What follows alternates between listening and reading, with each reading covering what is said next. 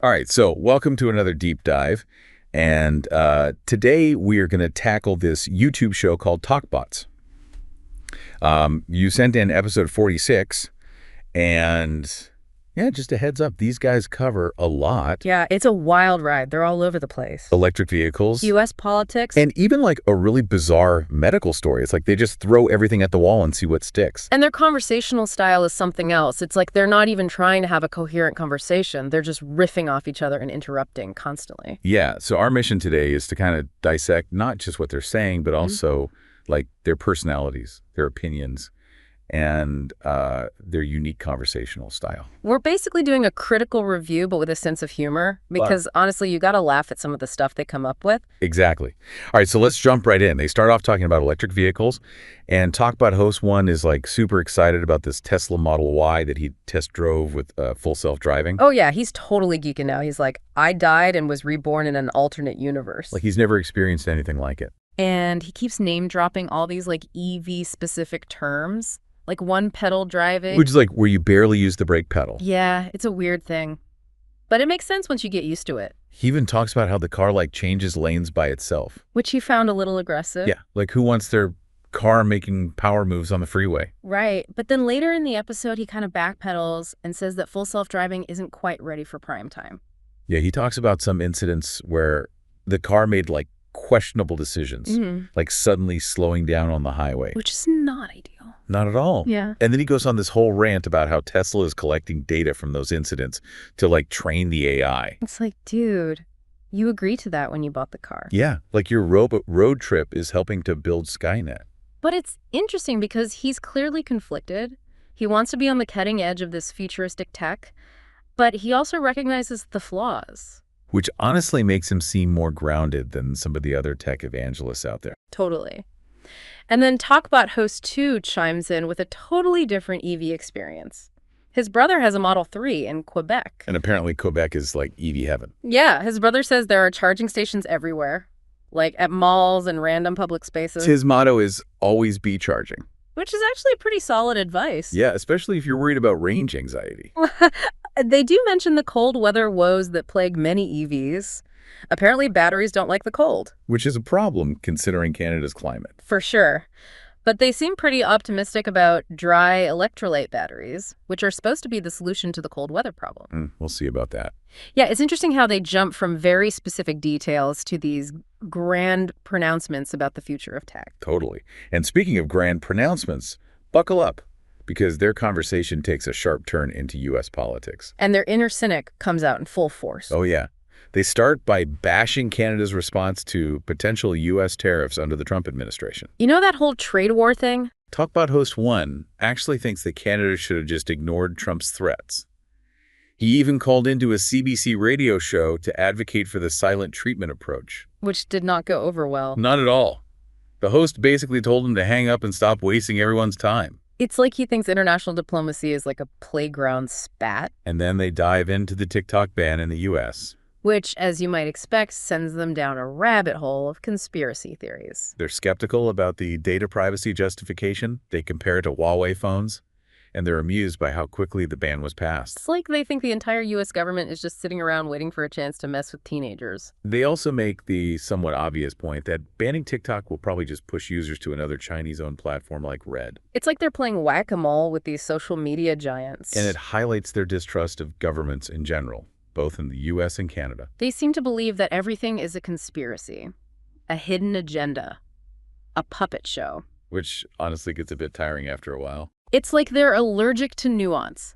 Everything is black and white, good versus evil, us versus them. And speaking of them, they don't hold back on their cynical commentary about the Canadian federal election. They dissect Christy Clark's failed leadership bid with a detached amusement that borders on cruelty. And then they speculate about who will lead the Liberals next, Freeland or Carney. They seem particularly intrigued by Mark Carney.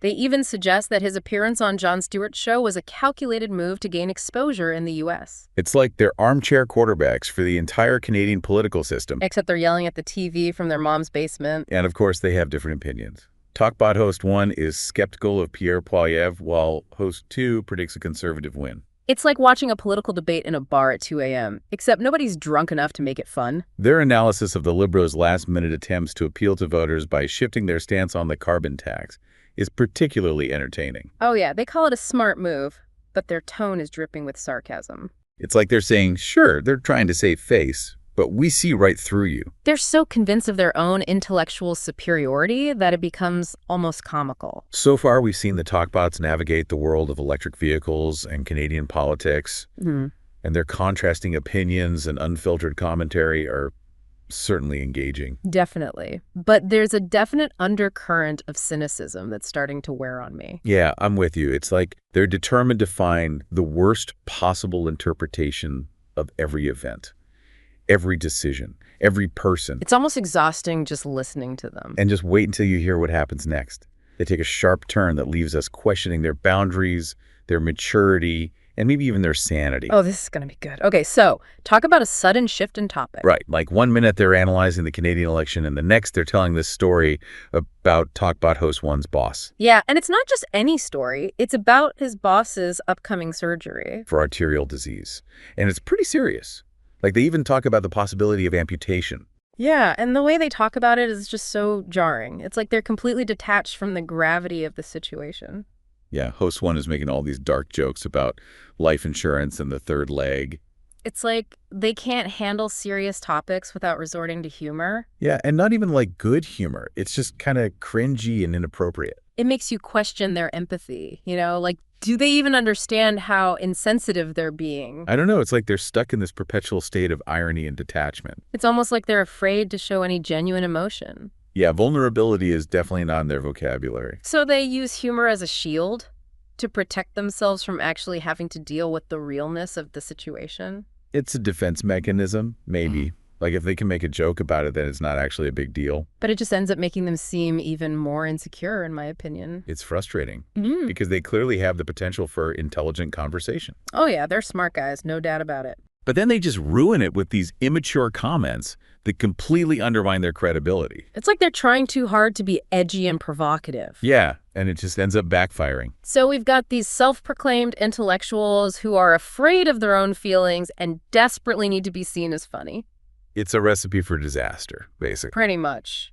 But hey, there's still more to unpack in this episode. Oh yeah, who knows what other conversational landmines they've planted for us. Let's dive into the next segment and see what other gems of wisdom, or should I say cringeworthy moments, these TalkBots have in store for us. Okay, so we've really gone through the ringer with these TalkBots, electric vehicles, politics, that whole medical story. Yeah, it's like they took us on a roller coaster ride through their brains. And through it all, they never really let up on the humor, even when it felt totally inappropriate. Right. It's like their go-to response for everything. Like they can't handle any kind of serious topic without making a joke about it.